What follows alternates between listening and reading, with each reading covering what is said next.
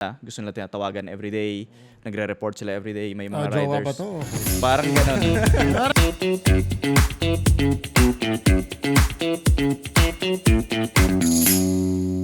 Sa nakaraan nating episodes, kausap natin ng mga professionals sa iba't ibang industry na seryoso rin bilang athletes. Pero ngayon, medyo kakaiba ang ating mga guest. Hoy! Roll lang tayo, roll! Hello everyone! Welcome to the Big Pod. At syempre ngayon, ang mga guest natin ay mga special.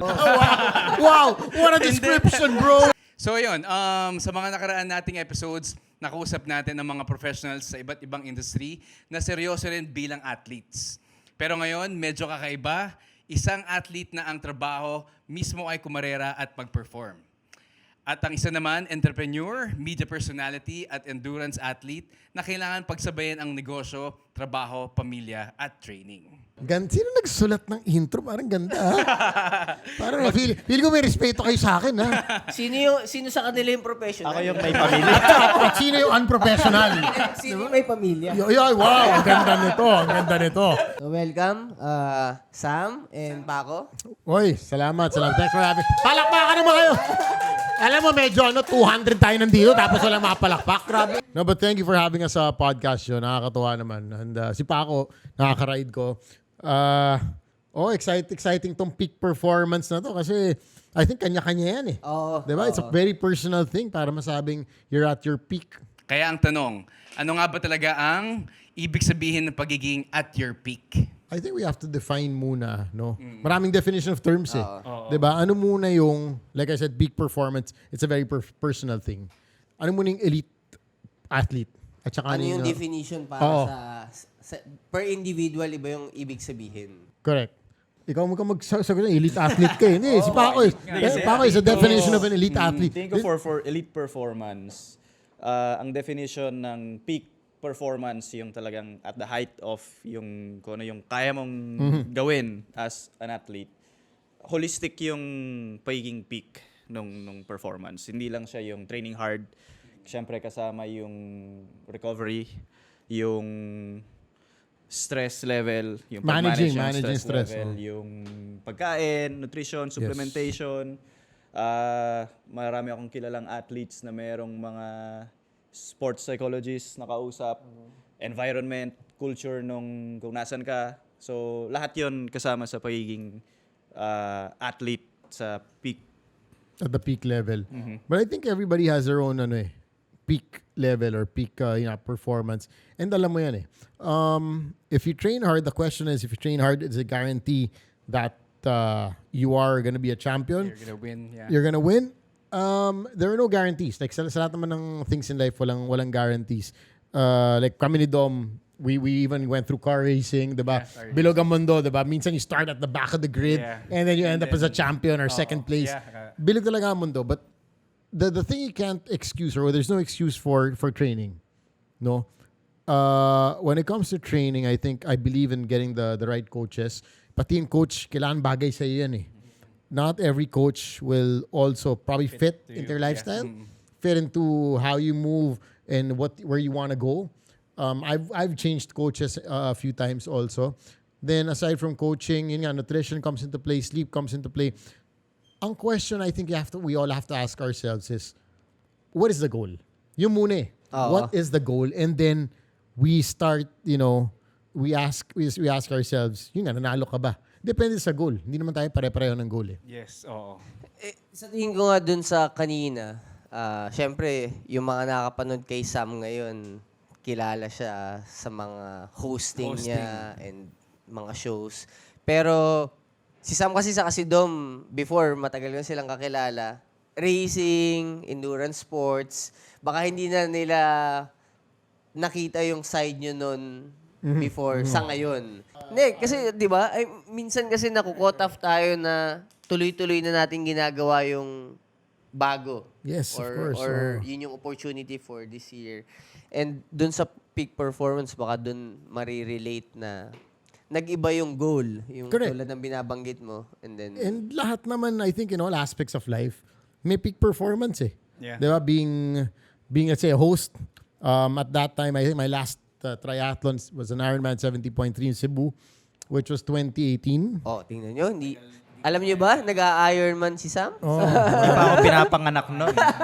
parang sira ng ulo talaga yung Hirap level na ng yun. swimming. Hirap Oo, ng... oo. A couple of marathons, 2014, 2013. Damn. So, I was, Sarap. yun nga eh, parang 2014, 2013, diba, running was my thing. So, gusto ko maging peak performer sa running. And then, there was racing, car racing. You Car also want to be the racing, peak yeah. performer there. So, it's another avenue to be the peak Iba-iba, performer. yeah. And then you get a triathlon. Iba yung metrics. Oh, iba yung metrics, iba yung discipline, iba yung kailangan pag-aralan. So, the question muna is, where do you want, like I said, where do you want to be? What are you doing? And where do you want to get at? Tapos, yun yung galing Doon mo doon. isa-set. I-reverse, engineer. Yes, yes. So ito yung goal ko, ano yung kailangan kong gawin para ma-reach. Like I think sinapa ko, when you guys cycle all over the world, 'di ba? Iba rin yung goals nyo eh. Yep. 'Di ba? I'm sure you can share with us anong goal as an individual and as a team. Yeah, normally kasi for the team, meron kaming around 40 to 45 races per year. Okay. So, Yan yung medyo- buong team. Yun yung buong team. So, meron kaming 16 riders, 10 staff members, nagro-rotate yun every race. May 6 to 7 riders per race. By October, i-announce yung calendar. Meron na kaming idea more or less kung ano yung calendar per rider. Okay. So, may discussion na yan from November and December sa lahat ng riders and coaches kung ano yung goals nila for the year. Alin yung calendar, anong specific races yung ita-target nila, ano yung mas bagay sa kanilang gawing race na pwede silang mag-perform at their best. Tapos, dun, kumbaga, parang yung sinasabi mo, may reverse engineering na nangyayari throughout the year kasi doon nakaprogram yung training mo around kung saan ka magre-race. So, the same way na parang sa'yo, may mga events ka na gagawin mong kailangan mo mag-host, naka-schedule lahat para doon sa events mo. So, ganun lang rin yung sa cycling. Yun nga lang, syempre mas nakafocus ka sa training. Correct. And I think also when it comes, since natanong na rin yung, does it guarantee a win? Oo. I think dun pa lang you break it down into your everyday life eh. Diba? Let's say your goal for today is to finish a simulation for Hyrox. Yung 80% at a certain time. And that already is a win. If you get to do that. Finish it, yeah. And I'll even break it down some more. I'll even break it down to even a simpler level. Waking up and showing up is already a win. Oo. Ito, lagi kong nakikita ko to sa IG stories ni Sam eh. Oh. Ako Ang ganda din. ng Nakita ko sa Ang ganda stories ng mga niya. message yun. Which is totoo talaga eh. Oh, kasi minsan you tend to forget na waking up. The hardest part about working out, I guess we can all relate to this, but nobody talks about it, is the first 5 minutes. Oo. Getting your shoes on, getting dressed, either going out for the run or doing the first workout. First 2-3 minutes, ang hirap niyan, di ba? Pipilitin mo sarili mo. But trust me, after the 5th minute of running, of working out, of doing that pull-up, doing those reps, nag-iba yung mind mo. Everything changes within the first 5 minutes. Makes you feel good. Makes you feel na nasa tama ka. Nakakailang kape ka pa ako bago mo marating yung first 5 minutes na yan. Ewan ko. Hindi, mahilig kasi na magkape. Minsan magyayaya kami. Correct, oh. Tapos nagkape na kami. Sasabihin niya pangalawa na. Sabi ko, kakaupo pa lang natin. Yung pala, bago siya umalis, nagkakape na. Nagkakape ako para bumangon para kitain si Rainiel magkape. Yun ang goal. Diba? Oh, diba? So small things. Don't forget that the small things in life. Yung consistency. Yeah. I think also underrated na skill yung kasi 'di ba ngayon lalo sa fitness era ng mga tao, yung ang dami mahilig mag-run, susali ng Hyrox, CrossFit, gym, whatever. Ang daming obsessed dun sa culture nung yung hardcore. Kailangan hardcore tayo, ganito. Kung kaya mo mag-ride ng 5 hours, gawin natin 8 hours. Yes, Pero yes. ang daming hindi nakaka-realize na ang pinakamahirap is yung magsimula. Yung iba nakikita mo yung mga time nila, ang bibilis. But when you're doing the 100% sim here, ang layo nung time ko dun sa nakikita ko sa social media. Which is yung mga tao, nape-pressure sila or na-feel bad sila na ang layo pa nila dun sa nakikita nila. Which is dapat hindi nga yun yung tinitignan mo eh. As long as matapos mo siya, you feel good dun sa ginawa mo, okay ka na eh. Sa sarili mo lang yun. Ako, kunyari, my time in Hyrox, Hong Kong, nag-134 ako. wala akong hinahabol na time sa mga tao na nakikita ko. Ang hinahabol ko lang is yung time na i-beat yung sarili ko. Personal best. To be Personal better best. dun sa next ko. Parang yun naging push ko. Yeah. Can we just talk about that? Since Yeah. you brought it up, no? May advocacy ako tungkol dyan eh. Especially with the fitness era na nabibring up na rin naman natin. Meron kasing nangyayari now, based on what you said, and that's so true, no? Yeah. Na what I call toxic fitness. Ayun. Because number one, fitness is very personal. We all have our goals. We all have, whether it's time, whether it's a physique that you're trying to get, whether it's, the distance that you want to cover. Schedule ng event. Schedule ng event. Lahat tayo, we have our fitness goals. And all these goals are very personal. And then comes social media. And then comes, you think you did good to yourself. Yung parang, alam mo yung, sige, nag-Hyrox Hong Kong nga, 134. Ang saya mo. Nangyari na ba sa inyo to? Ang saya mo, 134. Diba? Shit, 134. Pare, uwi ka. And then pagka-uwi mo, buksan mo phone mo. Nakita mo, let's say si Paco, naka 128. So yung happiness mo biglang bumaba. Have you guys ever felt that? I just want to talk about that because I think especially for those who are watching that are not, pro athletes, and you allow these things to get to your head. Yeah. Something so beautiful like fitness, like personal fitness, can actually backfire in that way because you tend to compare yourself with the pace of this person, the time of this person, instead of celebrating your personal win. Yeah.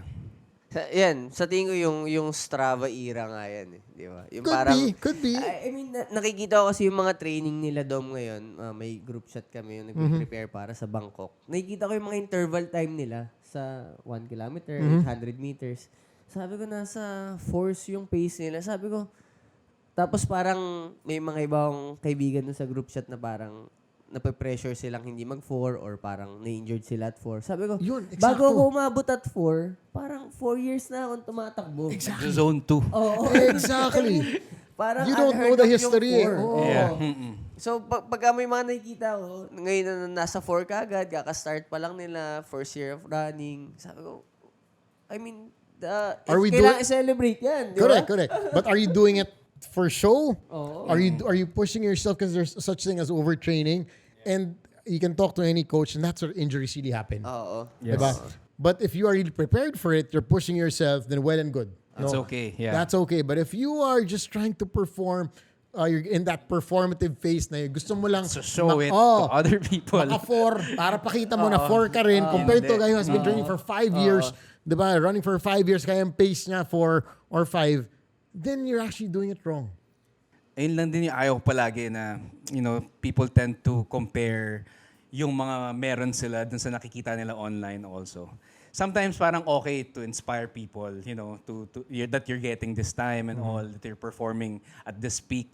Pero dapat hindi ka nape-pressure around yun na may sariling pace nga tayo, sariling pace eh. At sariling, may trabaho ka, sinisingit ko na lang yung ginagawa ko dun sa pwede kong isingit and all. Yun sa tingin ko yung hindi ko sure if tinitake nung iba na pag pinapayuhan ko na wag masyado mag-focus dun sa oras. Oh, I mean, kung kaka-start mo pa lang, as long as nagiging consistent ka dun sa ginagawa mo. Kasi parang yun yung tanong ngayon dun sa preparation, consistency, wag ka may injured.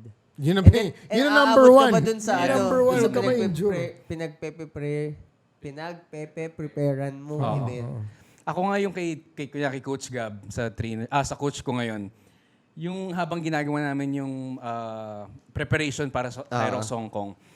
And yung habang ginagawa yung training, nafe-feel bad ako na parang ang bagal ko, hirap na hirap ako dito and all. Tapos yung time ko na nag-send ng 100%, 158. And then kinausap ko si Coach Gab na, Coach, hindi na ako mag-expect ng anything. Pero lahat ng ibibigay mong training, gagawin ko. Okay. And then let's see what will happen in Hyrox Hong Kong. So sa akin parang pagkatiwalaan ko na lang yung bibigay sa akin ni Coach dahil ito naman yung dapat kong gawin unti-unti eh. Hindi yung parang mag-aaroon ng miracle na putya magaling ka kaagad, mabilis ka kaagad. Ayan, tulad niyan, sa tagal nung preparation na yan. Kasi, ito yung sa tingin ko, hindi din nakikita ng mga mag-start pa lang or nag-start pa lang. Yung haba ng preparation eh. Alimbawa sa inyo, gaano katagal yung base training or preparation for a season? Matagal yung training blocks. Kasi for a training block to have an effect, kailangan mo ng at least 5 to 6 weeks na yun lang yung ginagawa mo. Paulit-ulit, tumataas intensity? Tumataas or yung humahaba mileage, depende kung ano yung focus. Yun yung, nagawa mo na rin to nung ilang years ago nung nagseryoso ka sa pagbibisikleta. Papag-usapan natin yung love life kung paano nakakasira. Mamaya pa pala yun. O sige, back to you, Paco. Wala pang Back to feature you. niyan sa Whoop. Hindi pa nilalabas. Lumab life ka na naman kagabi. Mababa recovery mo. Nagbigay ka ng time. Mataas yung kailangan mong ibigay na oras. So, para umeffect siya. May guest kayo last week ba or 2 weeks ago, nakita ko ang sinasabi niya, ang maganda sa sports or sa fitness, you can't fake fitness. Yes. So, pagdating sa performance, yun din yun eh. Fitness is equal to performance plus ibang bagay. So, I like what he said. Yung parang, you can have a nice body, but you can't fake fitness. Yeah. yun. So, malaking oras yung kailangan mo ibigay. Maraming beses na paulit-ulit lang. Actually, boring siya yung mag-prepare para sa, yung galing kang off-season, may pre-season training ka, puro mileage, puro oras, walang pakialam yung program kung umuulan or mainit. Oo. Basta kailangan mo gawin. Kailangan mong gawin. Oo. Kailangan mo lang gawin. So, Kasi yun parang yung- ganun yung mga nakikita mo ngayon sa YouTube na 80 km per week, 100 km per week na minsan trinay ko sa pagkarating ko ng 80, nagkasakit na ako. Diba? And why? Because your body was not ready for it. Oo, Yeah. na yun yung part na binabanggit mo ngayon na hindi mo pwedeng i-compare kasi may kanya-kanyang naging journey yan eh para maabot nila yung regular na 60, regular na 80. Marami akong naririnig na nai-injure or nagkakasakit dahil sa over-fatigue. Pero wala pa akong Can we mention names? Raniel Joke lang. Roswell. Joke lang. Can we mention names? Pero wala pa akong naririnig na na-injure dahil sa over-rest. Or over preparation? Tama. It's really kaya nga, like you said, trust your coach. Sometimes your coach will tell you, sige, 70% or whatever, or let's say 10K run, pero sige, magde-12 ako kasi medyo May gumagawa niyan. medyo bibo ako today. Nag-extra sila. Extra ka to kasi Oo. kaya pa naman eh. Yeah. Mm-mm. And sometimes that's when things go wrong. Ah. No? I'm not saying you don't do it. If, of course, you're feeling great, you're having a great day, push the extra 2, go ahead. You want to give it a try, go ahead. But that's when it comes in, like, trusting your coach and finding the right coach for you. Actually, nung kay Coach ka before, parang there were times na feeling ko, kaya ko pa eh. Pero sinasabi sa akin, huwag ka na mag-extra kasi Correct. ang iniiwasan natin is yung magka-injury ka. Diba? Kasi pag nagka-injury ka, mas wala kang training, mas tatagal yung ano ng performance mo. Sam, kailan yung last na long block of training mo? Kasi ngayon, parang nung ginagawa nga namin yung outline for today's vlog, ang curiosity ko is, paano mo nasusustain yung energy mo hosting an event? Pero nakikita kita sa gym ng weekdays, Yeah. minsan may bike pa sa umaga. Before lunch. Then may gym. Oo, ang dami. And then weekend, all out. I mean, syempre, yeah, festivities to. Yung oras, I mean, hindi ko sure eh. Grabe. Share mo ba yung, paano ba yan? Binabalance. Ako parang may calendar talaga every week. The good thing about my job naman, kahit na erratic yung time, hindi siya like, let's say, 9 to 5 type of job, diba? Is that for the whole week, I can already block.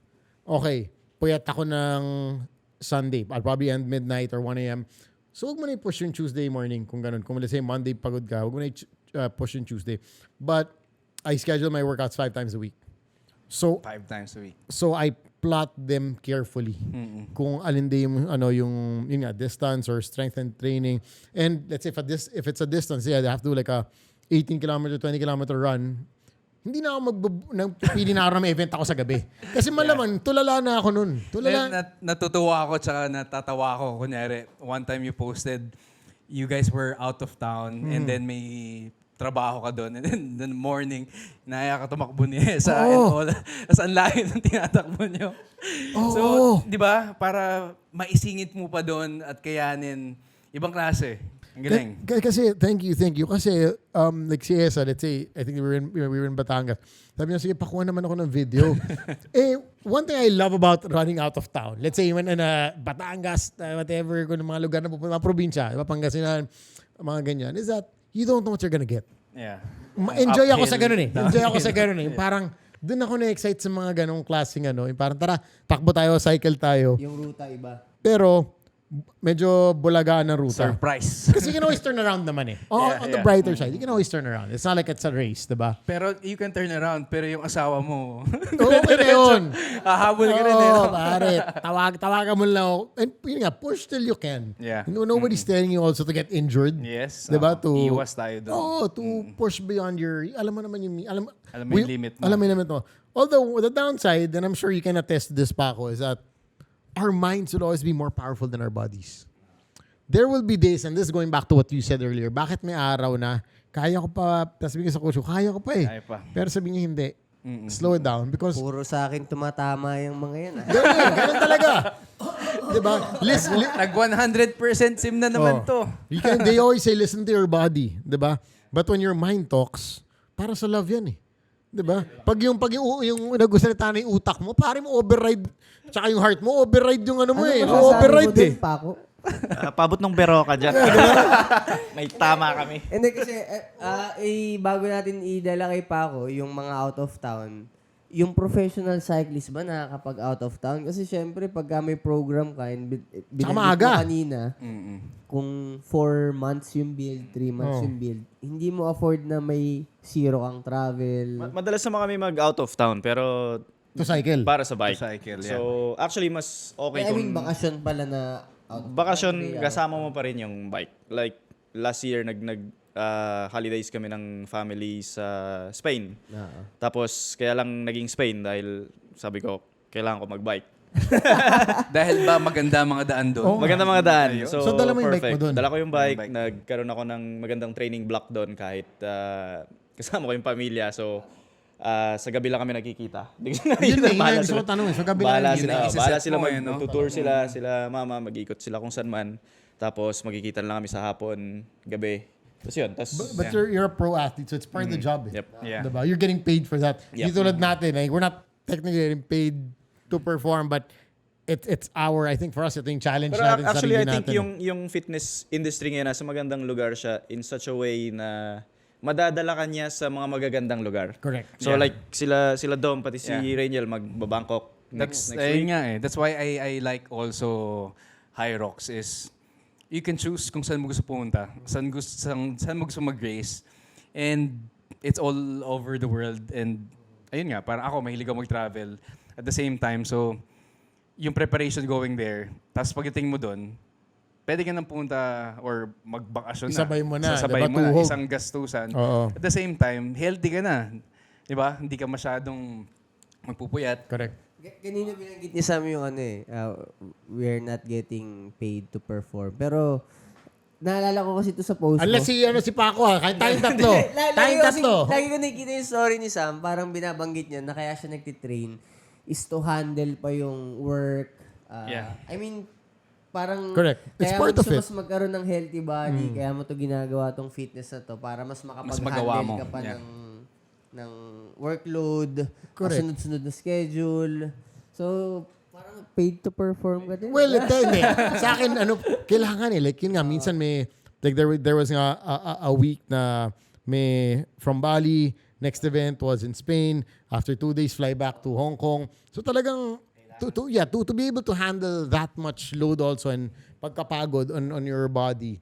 Sa akin, it's part of it. Part of my job to train Yes, for it. yes. I can't be going on stage na walang energy. Yes. I can't be here with you guys na nakapula akong ganun na parang, wow, ano nangyayari, di ba? Sobrang busy ng schedule ni Sam at pagbigyan niya kami 2 guests dito sa... Hindi, salamat ako na Sobrang salamat that you're here. Pag may kaibigan. Actually, 3 years ago na nabook tong araw 3 na years. to eh. Nabook kasi to 2020, no? So, sakto. Kasi ganun din, same application din kay Paco. Hindi siya pwedeng pumunta kahit may 4 days silang race na kulang yung fitness mo. Yeah. So ito, talent versus preparation. Possible ba siya? Preparation. Hindi kayo Kasi naniniwala feeling kaya ko kasi bitbitin ng talent? Feeling ko kasi yung talent maraming meron, maraming wala. Pati hindi na feeling ko walang metric na solid para mapagbasihan na ito talented to. At yung mga talented naman na tao, hindi mo alam kung sino yung mas talented at less talented, di ba? So, hindi mo siya pwedeng pagbasihan parate na kaya lang nag-perform dahil talented. Pwede. Pero hindi necessarily na talent lang. So, marami rin naman tayong kilala tulad ng mga top performer Na walang ngayon talent. na walang talent pero Consistent yung sobrang grabe sila mag-training, grabe yung focus nila, discipline, lahat. So, ganun din. Meron din naman kaming mga kilala na talagang walang ginagawang preparation pero magaling pa rin talaga. Tama, parang yun, di ba? God-given. Pero hindi mo makakontrol eh. Yung talent, hindi mo makakontrol. So, naniniwala kang kayang talunin ng mas prepared yung mga kaya talented. siguro. Lalo na pag yung talented, naging overconfident. Kasi magaling na ako eh. Di ba? I'm good. I'm the shit. Di ba?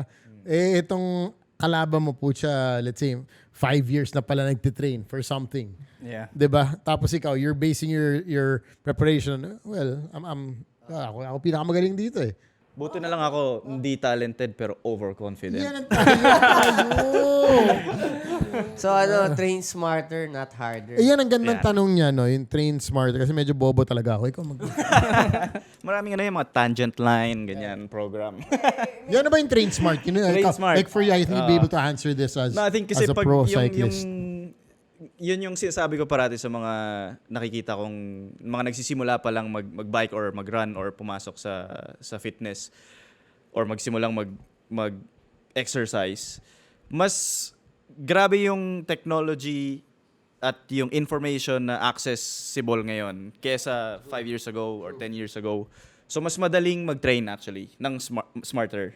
Yeah. Itong mga chat GPT ba safe? Kasi I know a lot of people that are, since we're here na nagpapagawa na ng program sa chat Yeah, yun GPT. nga eh. Gaano ka, ikaw kasi I'm sure you have experience, may coach talaga and everything. How accurate, na let's say I'm just starting out to the High Rocks, kaya ba ako gawa ni chat GPT ng program? I'm sure kaya, pero how accurate is it for me to perform? I think medyo slippery slope yan eh dahil alam mo yung may alam siya eh. Hindi naman natin pwedeng i-discount na walang kwenta lahat ng sasabihin niya or lahat na itatanong mo eh mali yung sasagot niya. May tama. Pero ang kasalungat naman nun, pag beginner ka, mas madaling umepekto sa yung kahit anong gawin mo eh. Gets As long mo? as you move. As long as you move, mas Do something. malaki yung magiging improvement ng beginner sa loob ng 3 months kaysa sa isang professional athlete in 2 years. Wow. Yun yung... Dahil yan yung diminishing return. So The parang fitter you are, ano, mas mahirap mag-add pa. Add pa doon, tama. Kasi even terminologies, I mean, kaya kang gawa ni Kaya ChatGPT, kang gawan, pero for a beginner, alam na kaya niyo yung training zones, heart rate, threshold, VO2 max training. So kaya siya effective tingin ko kasi kung beginner ka, wala kang access sa coach or kung sino man na pwede mong pagtanungan, pwede mo siyang i-utilize. Kasi meron din ako mga kakilala na ginagawa rin nila yon. Kunyari yung mga results na nakukuha nila sa mga Fitbit o Garmin or kung ano man.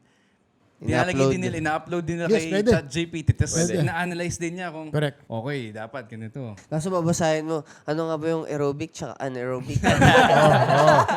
Well, I research mo na lang. Ah, di ba? I think kasama rin yun sa, I mean, with the whole fitness era, I know there are a lot of complicated terms, very technical terms.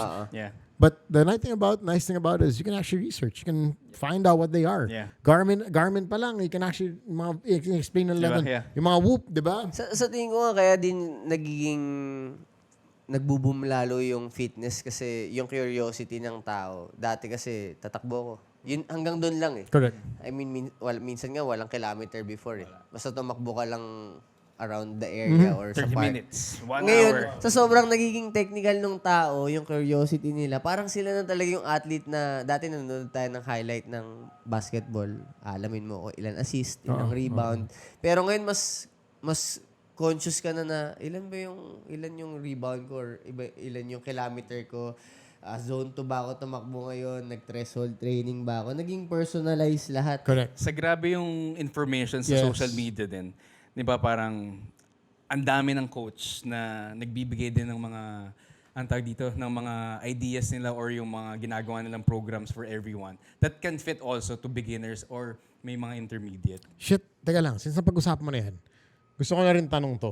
Kasi you mentioned how a lot of people who are starting to becoming coaches also on social media. Actually, Not to say it's a bad thing, yeah. but ano ba talaga ang criteria to be a coach? Kasi let's say, kunyari, nakalimang high rocks lang, bigla naging high rocks coach. No, di ba? Di ba? I mean, not Malapit na ako not to say na anything bad about Coach Gerard. anyone, but I think we also have to ask ourselves, yun na nga, ano ba talaga ang criteria ng isang coach bago ka magpa-coach doon or consume something that you see on social media, probably this person has done 3 high rocks, okay, teka, nakatata na ako. So let me start to give advice or tips on high rocks. Is that okay? Is that not okay? Ayun nga eh. Where do we draw the line? Kasi meron din ako nakikita sa social media na may nagsasalita na kailangan mag-perform ka ng tama. Okay. Magawa mo yung sinasabi mo, nung binibigay mong advice bago ka mag-advise sa ibang tao. Sa'yo pa ako. Kasi, I mean, doon sa level nyo, kailangan may certain criteria yan eh. Para bago ka pumili ng coach mo, ano yung criteria? Or bago ka makinig. Let's say, ang dami cycling content. Hirap eh, no? Ano masabi mong okay ka? Hindi mo naman nakikinig yan. Yung mga coaches kasi, depende yan pero feeling ko kasi depende rin sa level mo eh. So, like if beginner ka, pwede kang makinig sa kaibigan mo lang, makatutulungan ka. Pero, like yung sa amin, tulad namin sa team ngayon, 16 riders, meron kaming 4 na coach sa team na nakasplit yung tig for 4 riders per coach. Yung mga coaches na yon, bukod sa educational background nila, yung mga certification nila from yung mga specific na courses, whatever. Bukod doon, ang pinaka-importante sa amin din is yung experience nila. Kasi halos lahat ng coaches namin may experience sila sa top level of cycling. So yun yung gusto namin kasi sila yung makakapagsabi like pag nag-training ka, ito yung sinisimulate natin pag nag-attack ka or nag-respond ka sa isang attack sa isang ahon. Paano niya magi-gauge yung feeling nung attack na yon kung hindi niya na-experience or at least wala siyang idea kung ano yun. Or nagawa na niya sa isang athlete niya pa. Oo. So yun yung medyo tricky na tulad nung you can't fake fitness, hindi mo rin ma-fake yung experience. So yun yung hinahanap namin. Apart from, syempre, importante din yung compatibility sa rider. Kasi may mga riders na gusto nila, yung medyo, gusto nila sobrang nakatutok sa kanila. Gusto nila tinatawagan everyday. Nagre-report sila everyday. May mga Jowa riders. ba to, coach? Parang ganon. Depende. Natanong ko lang para sure. Kasi may makilala tayo. I don't wanna mention names. But I can later, no? Mga gusto tinatawagan na ibulong mo araw-araw. na yan. Baka ma-bring up na naman yung mga ex dito, ha? Hindi namin kayo bring up. Ayun. Parang namatay yung mic Ako ni dun Sam. sa coaches kasi, from motorsport background, masasabi ko namang na-reach ko yung top sa Superbike. Pero, kaya ko magturo, pero naniniwala akong may mga magagaling magturo eh. Yes. It's a gift also. Naniniwala rin ako doon. Oo. Ay, ikaw, na-experience mo yung California Superbike School.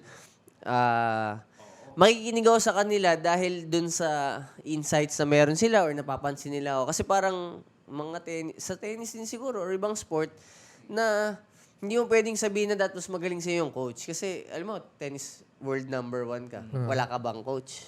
Correct. Meron pa rin eh. Meron pa rin. So ako, kahit na-reach ko yung ganun sa pagmumotor, hindi ko kino-consider na ako yung pinakamagaling magturo. There's Kaya always ko someone i-ride, better. kaya ko mag-lap time, pero para i-transfer yung knowledge, It's a different skill oo, set. ibang scenario True, yun, ibang Pwede ka magbigay ng tips, advice, pwede magbigay ng guidance. tips and guidance, pero iba yung coaching. iba yung coaching pa rin talaga. As a consumer, just throwing it out there, as a consumer that you're starting out, a lot of people are getting into the fitness era, which is great. Diba? Yun nga, wala masyado gumigimik nga eh. Na-miss ko na eh. Mga wala na, diba? Bawas na gumigimik. Dahil na gusto uminom, niyaya ko ng inuman. Wala na. Gusto nila creatine ang inuman. Gago ba kayo? Ano creatine ang inuman? Creatine with Berocca. Oh, creatine with Berocca shots. Meron ako dito, egg protein. Egg protein. Santol Ano juice yung with bagong electrolytes. Oh, meron tayong santol juice dito. Santola, no? Grabe, oh. Kakasantola.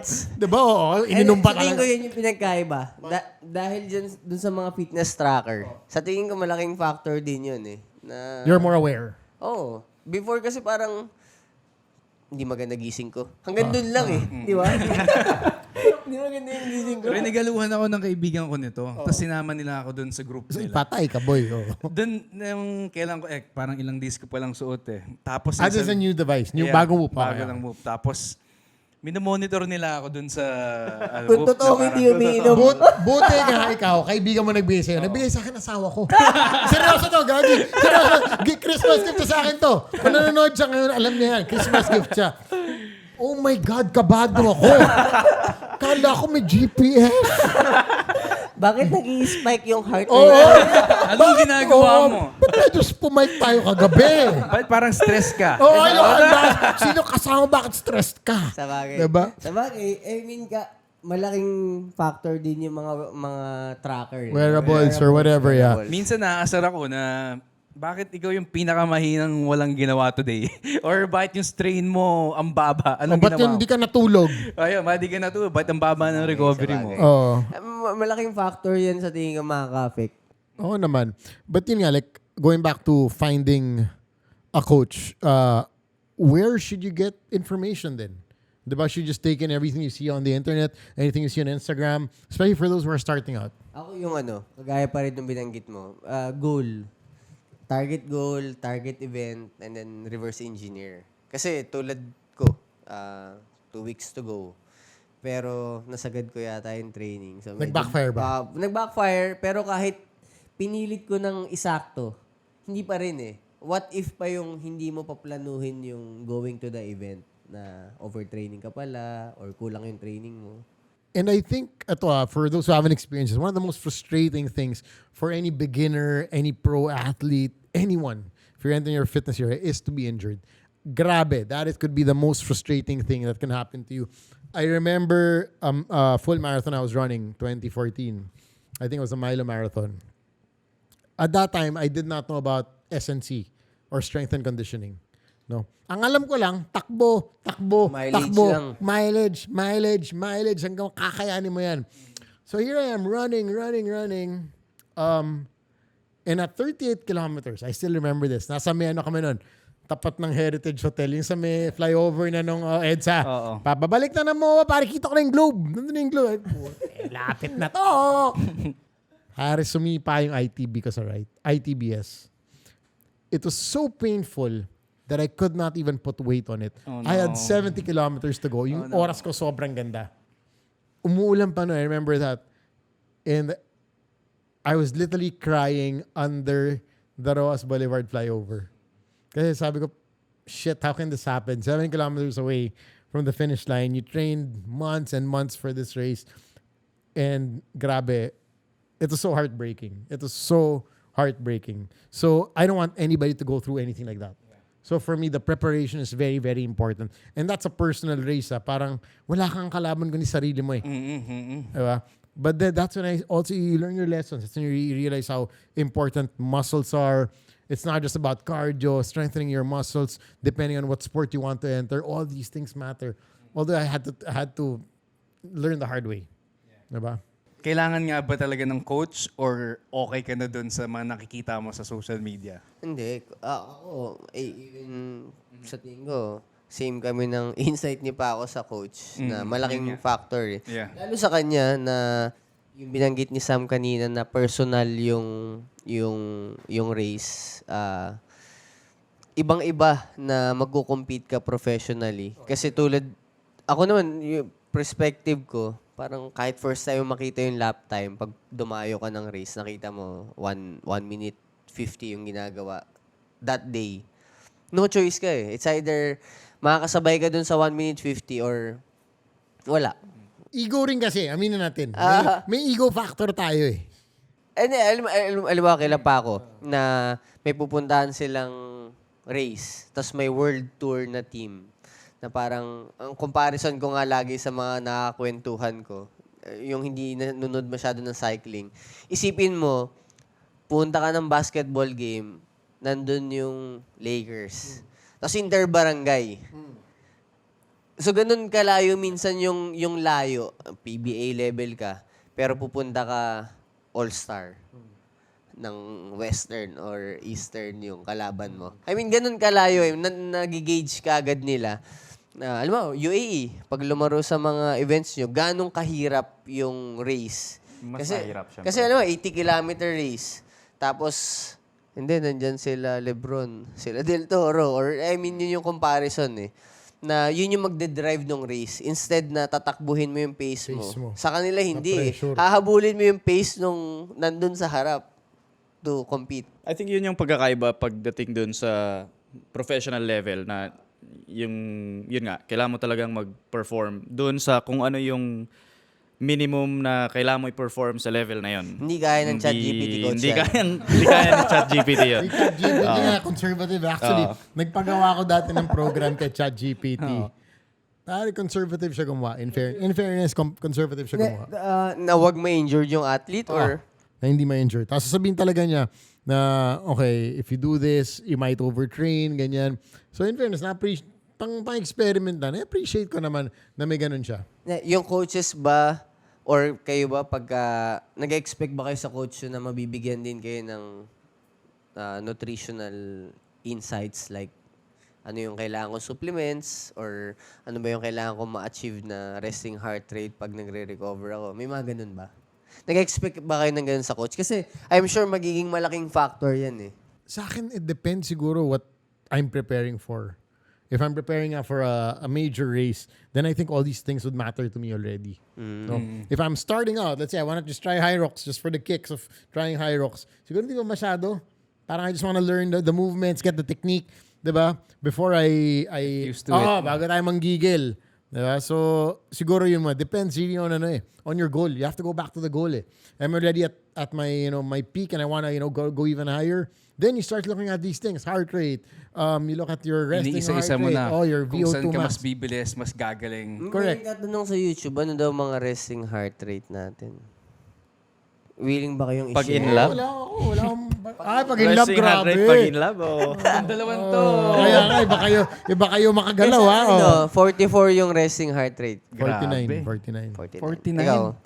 Pinakamababa kong nakita 39. Pero Pero buhay ka pa nun? Buhay pa naman. Diba, 30, baka medyo... Ako, Hindi, taas nga sa akin. baka walang nagpapakilig sa kanya. Oo, pare. Baka gusto mo gawin natin 70 ngayon yan.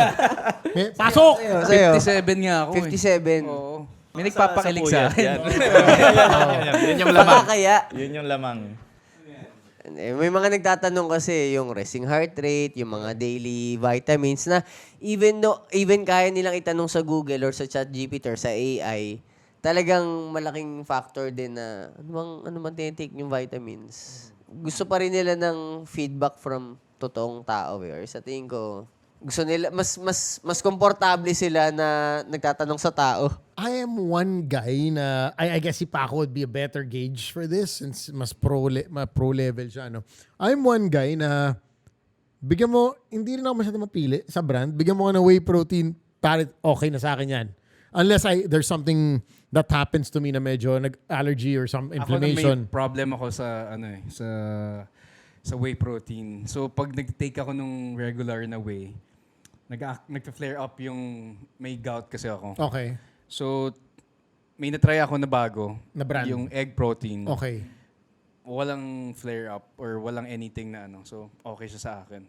Sa tingin ko yung insight ni mga nagtatanong kasi dati fixated daw sa ganun eh, na parang gusto kong gagayahin ko yung pinakamaganda, pinakamabilis, pinakamagaling. Yun yung take mo, syempre. Pero Yun din. madami din kasi nagtatanong na hindi ko naman balak maging fastest runner eh.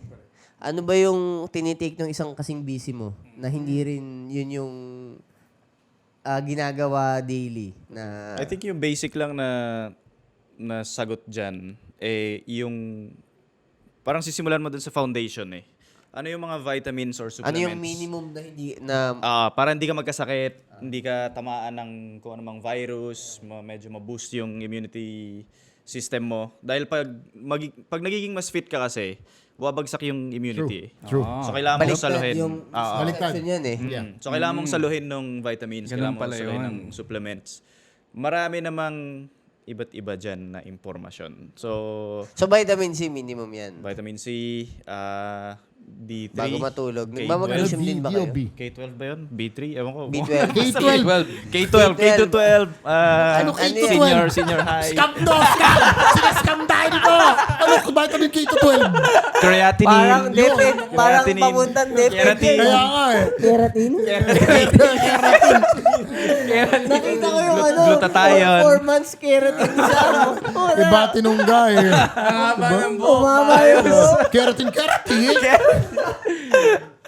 Anyways, Yung creatine nga ngayon lang medyo sumasabog yan, di ba? Before it wasn't really ano. Parang It's a big thing. dati parang pagka hindi siya common, parang hindi, yung kidney ko, yung liver ko. Oo. Laging ganun eh. That was I used to take creatine before, I think 2013.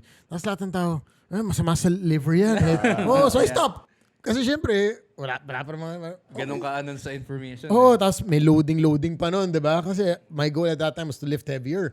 So, creatine, kailangan mo daw mag-load muna ng mga 2 weeks, something like that, di ba? I forgot. 5 grams, 10 grams per day. Tapos tsaka lang siya, ganun. Now we have creatine na parang, which you can just take and takes effect instantly. even yung mga beetroot, di ba? Parang inom ka daw ng beetroot, nakakaba ng cardio. Tapos nung binasa ko, kailangan mo maka 2 liter per day. Oh, So, parang huwag mo na inumin. Hindi mo naman Grabe. kaya. Oo, Tira di ng ba? 2 Kung di ka rin litro. mag 2 liter, huwag na. Sayang lang yung pag-inom mo. I mean, ayun, madaming Pwedeng pagtanungan eh. So, depende sa tingin ko, babalik ulit dun sa goal. And then dun sa level na gusto mong match. Madami na kasi yung basic lang eh, yung normal na vitamins. Tapos kung gusto mo pang magdagdag sa performance, sobrang dami rin na dagdag. So yung mga beetroot na nitric oxide, ano pa ba yung may iniinom sila ngayon for recovery straight after ng isang race, yung cherry tart. cherry. tart. Di ba cake yun? Cherry tart, totoo yun. Hindi yun parang keratin Hindi, na. tinitake yung cherry tart. Ano yun, ano yun? Para sa ano yun? Cherry din tart eh. for Okay din yun sa inflammation for ata. recovery. Yeah. Cherry tart. Inflammation tsaka carbs na hindi Maduming sugar. carbs. Yung malinis na carbs. But yeah, all these things are very technical, but do your research. I think if there's one thing that we want to share here is that you do your research also. Diba? Depending on your fitness level, depending on the goal. Once again, go back to the goal. Everything that you want to do is possible, but go back to the goal and you have to do the due process. There's a process in getting to the goal, but you have to go back to the goal. Do you want to be, perform at a certain level? Do you want to, just increase a little bit? Kailangan ba talaga yung creatine? You have to do your research about all these things. We could easily say na, kailangan mo yan, kailangan mo to. But if that's not the goal, diba, you're not planning to be an elite performer, at an elite status, then maybe you don't need it. Yeah. Sa tingin ko, Ask yung your doctors question also. na about peak performance, tinatanong nga nila na can regular person can still reach peak performance? Eh, nasagot naman kanina ni Sam, I mean, kayo din, nabanggit nyo, pare-pares naman tayo na may kanya-kanyang peak performance and peak level na dapat abutin. Sa tingin ko, maganda na lang itanong sa inyong dalawa, worth it bang i-chase ang peak performance? Kung ang sagot mo Kasi ay may mga hindi, kapalit yan eh, di ba? that's why no one will remember your name. Achilles, is that you? Baka mapana ka. Aray! Ikaw, bro. Sa akin, definitely. At least once in your life. Get to the point where you reach your peak performance. The dangerous part is you might not want to go back. Once you feel that you're at your peak and you feel great about yourself, you wake up inspired, you wake up full of energy.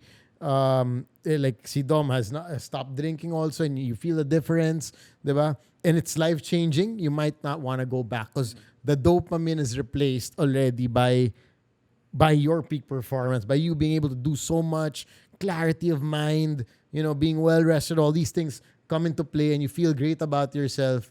It's something that no substance, no drug, no alcohol can ever replace. Totoo yung high yung Yeah. runner's high. Runner's high. No. Happy hormones. Correct. Ako nga excited lang akong makwento. I mean, no isang gabi kasi nanonood kami ni Tanya ng YouTube. And then, suddenly, nag-play yung luma kong video. Dada, you're in YouTube. So, parang sa akin, worth it nang napakita ko sa kanya. I mean, hindi ko plinano yun before, pero parang naging worth it lahat nung 13 years of racing ko na nakita niya lang na At one point. at one point, peak. True. Na, yun, nakamotivate. Hopefully, gustuhin niya ring ma-reach yung peak performance niya and maka-motivate ng iba pang tao. Yeah. I think yan yung part 1, yung reaching your peak. Yung part 2 is paano ka magsistay Yep. or ipupush pa yung peak. Yeah. Kung gusto niyo maalala kayo, kung tinigil niyo na, alam mo, tulad nung racing niyo before, fitness, nung nag-Ironman, nung nag-marathon, mas gusto nyo bang maalala kayo dun sa result or yung struggle nyo to reach your peak performance? Yan. Paco, Sam, Dom. Gusto ko lang maalala na Sige, kaya mo yan. tumutulong ako sa mga tao, mabait ako sa kanila, Ayan. mga ganyan. Tinigil mo yung flood control. Ito, sa tingin ko totoo, kasi yung VSC, 4 years? 4 years. I mean, ang dami talagang Filipino athlete na Natutulungan. naparealize yung dream na possible yung Filipino athlete to compete abroad, European. So, isa yan sa mga trinabaho ni Paco ng 4 na taon sa sarili niya tsaka sa buong team. So, Amen. pero baka maiyak siya kaya hindi niya Oo nga masabi. eh. Tinulungan ko na ng konti. Makapagdabog damdamin. Yung mismo. Ikaw bro, Sam.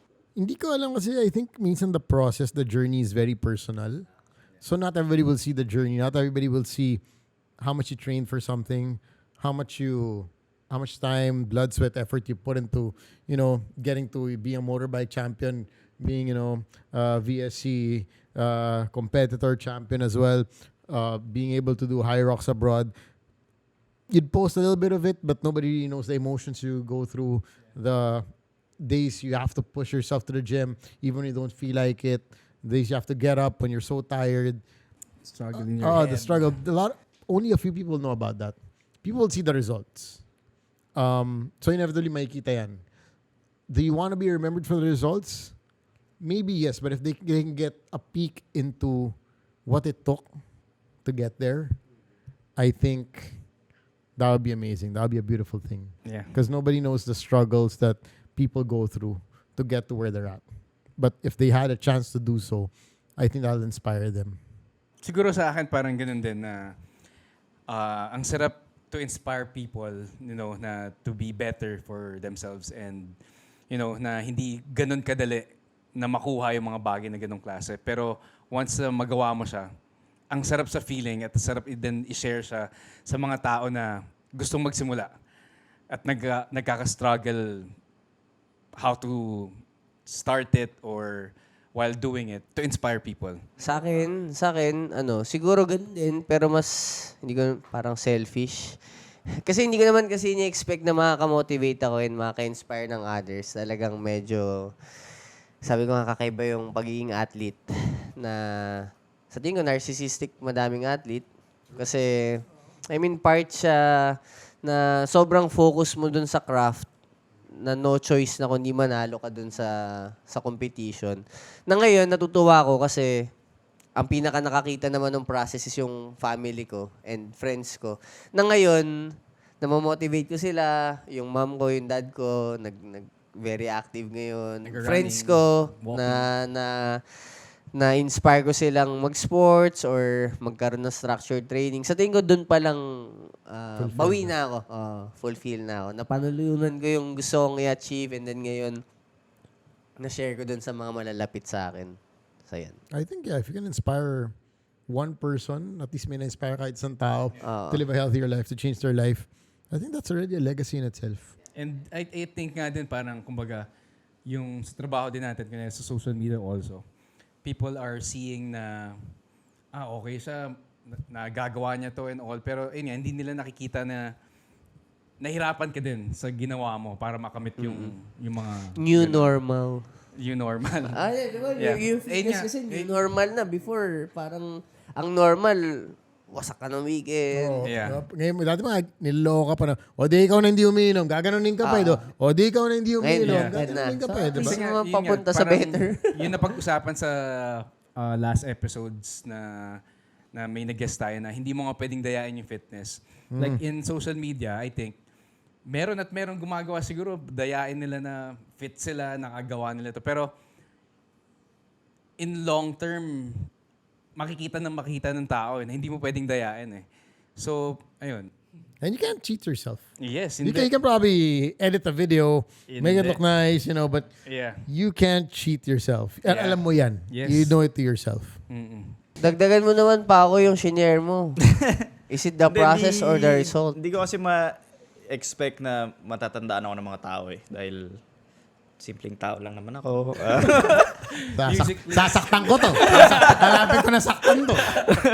Hindi, sa akin tingin ko mas importante yung process na naiwan ko behind na pwede rin, like yung sinasabi nyo, may makakita ng proseso na ginawa ko para makuha ko yung mga gusto kong makuha or at least yung pinangarap kong makuha. And ma-apply Na nila template. Oo. Na template, so parang gusto ko maiwan yung kung ano mang methods and tools na nabuo ko or nakuha ko along the way para sa mga tao na kaya nilang ma-pick up anytime and kaya nilang gamitin anywhere. Yun. Yun. Thank you, Sir Paco. O di lumalim usapan natin, di ba? Lumalim na tuloy. Ayun. Thank you, everyone. But Thank you, guys. Thank you for Thank you, asking. thank Thank you, thank you, Solid, thank solid, you, sir. thank you.